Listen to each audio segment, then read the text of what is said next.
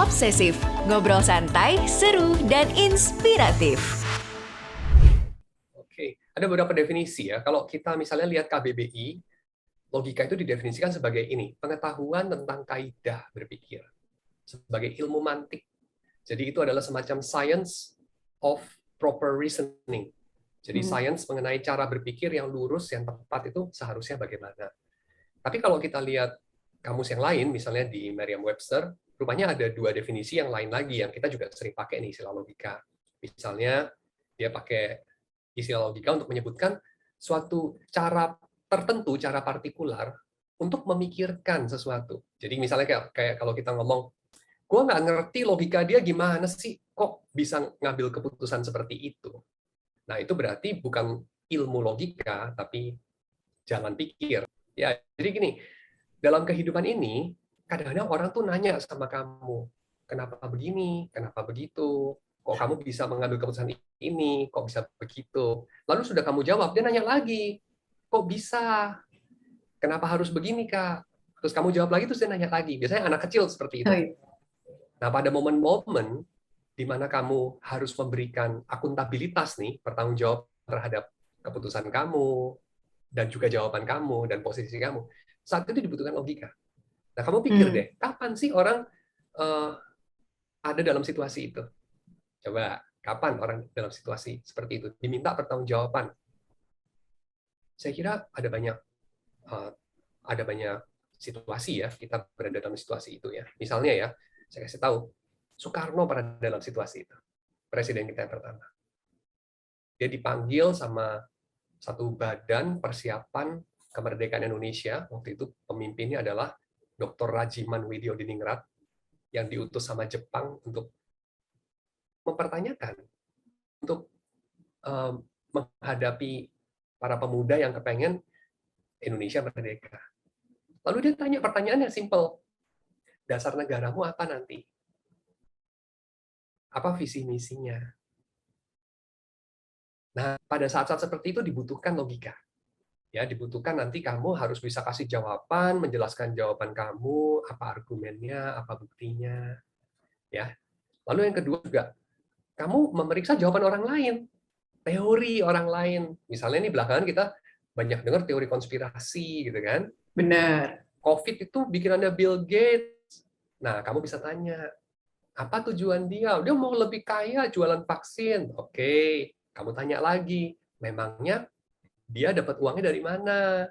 Dari vaksin itu, misalnya. Lalu, benar, itu hanya bikinan.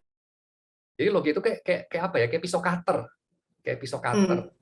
Kalau pisau kamu tajam, kamu bisa berbuat banyak. Dan kamu tidak perlu keluar tenaga terlalu banyak. Dan irisan kamu rapi.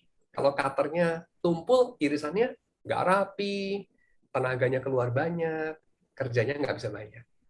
Kayak gitu deh. Jadi logika itu kayak pisau cutter sih, saya bisa bayangin. Saya ibaratkan selain kayak cutter itu kayak kacamata ya.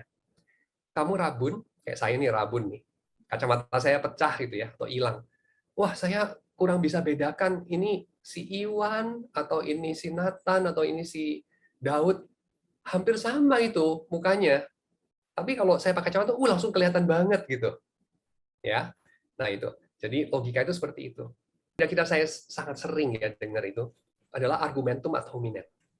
Jadi itu artinya adalah berargumen melawan orangnya. Jadi kita itu melihat sesuatu pernyataan itu benar apa salah, perlu dipercaya apa enggak, kita tanya yang ngomong siapa. Kalau yang ngomong itu profesor, dokter, yang ngomong itu orang yang kedudukannya tinggi atau orang sukses, kita cenderung percaya. Kalau yang ngomong kayaknya gue nggak kenal nih, kita nggak mau dengerin. Tapi itu keliru. Kenapa? Karena orang yang paling pandai bisa aja ngomong salah. Orang yang bodoh bisa aja ngomong benar. Tapi ya memang sih kemungkinan lebih besar ya kalau orang itu ahli, dia ngomongnya lebih benar. Tapi itu kan kemungkinan aja. Kemungkinan aja.